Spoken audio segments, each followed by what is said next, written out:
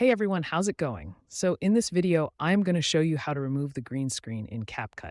So without any further delay, let's jump into it. So right now I have two things in my import section.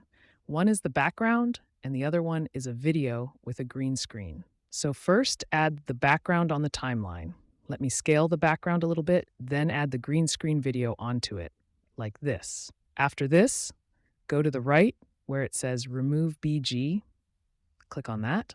Now tick this small box on the chroma key. Also, I have already selected this color picker symbol, but if you haven't, then click on that because then when you go on screen and click anywhere, it's going to pick the color automatically. Now, once it's picked the color, then just play with intensity, but don't do 100 because it's going to remove the main thing as well. I will suggest you to keep between 70 to 85. Sometimes you can do 88 or 90. Leave the shadow, don't do anything to that.